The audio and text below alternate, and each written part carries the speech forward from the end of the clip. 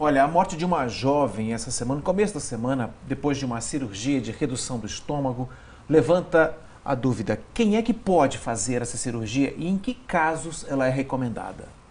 A repórter Fernanda Cesaroni ouviu médicos para buscar essa resposta.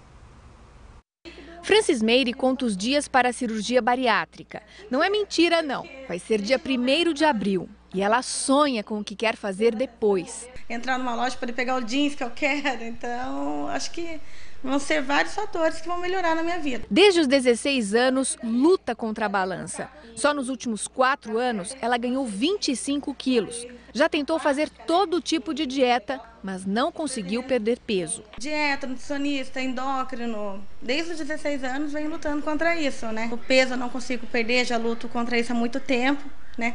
Já tomei muitos remédios, já academia, mas nunca consegui chegar na meta que eu queria. Para definir os critérios para quem deve ser operado, o Ministério da Saúde se baseia pelo cálculo do Índice de Massa Corpórea, o IMC. Para calcular, deve-se dividir o peso em quilos pela altura elevada ao quadrado. Por exemplo, uma pessoa que pesa 120 quilos e mede 1,70 m. Dividindo-se o peso pela altura ao quadrado, o resultado é 41.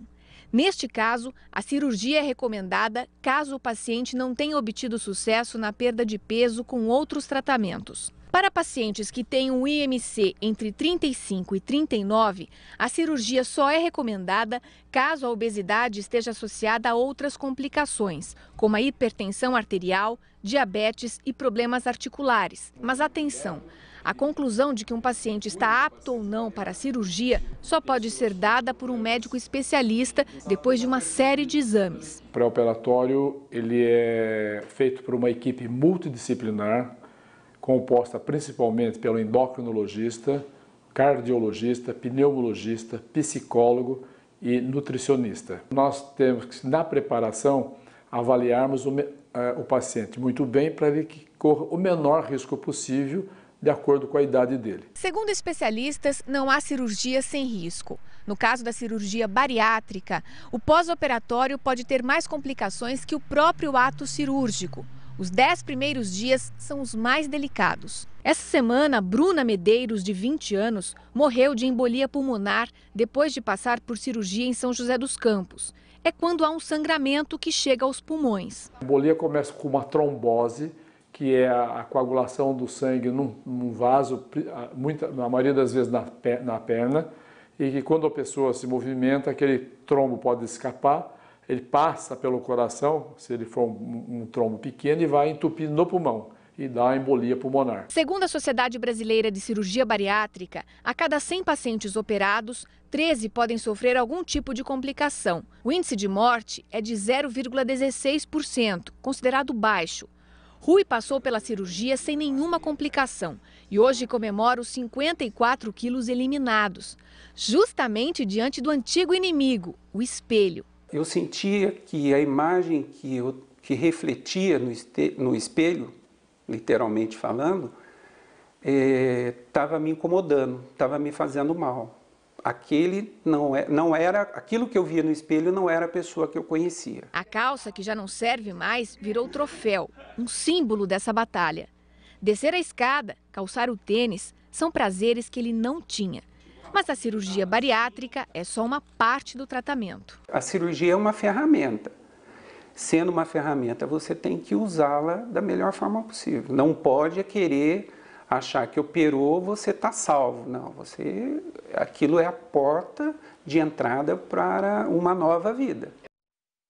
Olha que informação importante essa. É só o começo, não é verdade? Olha, no site g1.com.br/vanguarda você encontra uma calculadora para descobrir qual o seu IMC e para conseguir... Qual categoria, né? O corpo dele se enquadra. Isso, se ele realmente está em sobrepeso, é necessário se ele fazer está ou não obeso, se ele está com uma obesidade mórbida, né? Isso. Lembrando, vou reforçar aqui o que ele acabou de falar, a reportagem da Fernanda mostrou. A opção pela cirurgia é parte do tratamento contra a obesidade. E a decisão deve sempre ser tomada com uma orientação médica, porque é uma cirurgia muito invasiva. Falamos disso recentemente, você falou, né, Felipe? É uma cirurgia invasiva e que realmente precisa preservar a saúde emocional, inclusive. E o pré-operatório e o pós-operatório também não é nada simples, não é uma coisa fácil.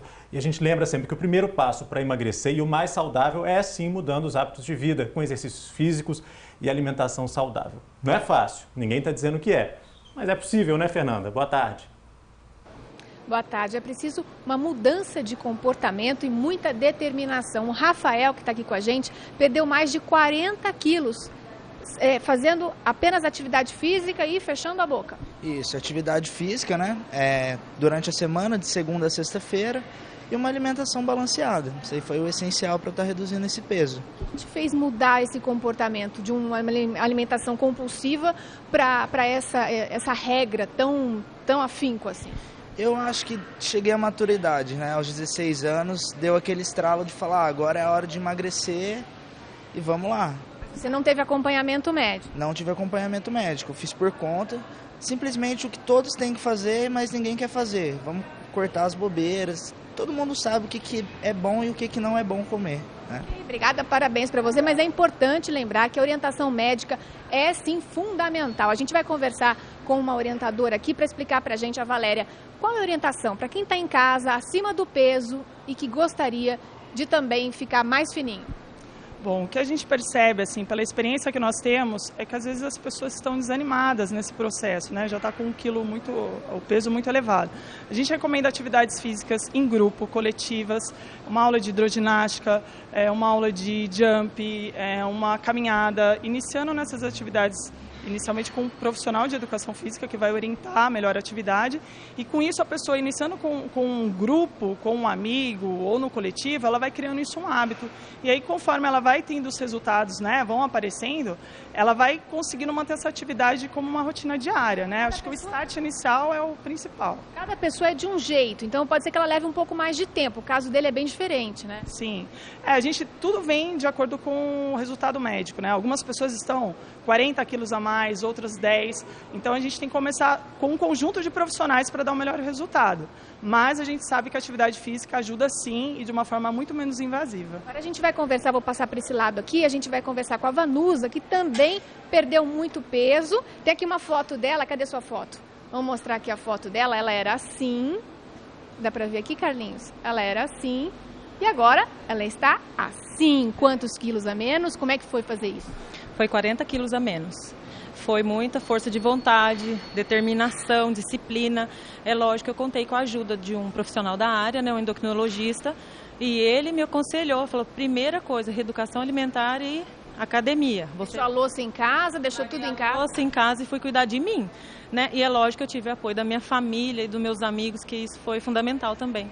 Quanto tempo você eliminou tantos quilos assim? Então, esses 40 quilos foi ao longo de 2 anos, né? Porque eu optei em ser mais lento o processo, porque tudo eu não ia conseguir de uma vez.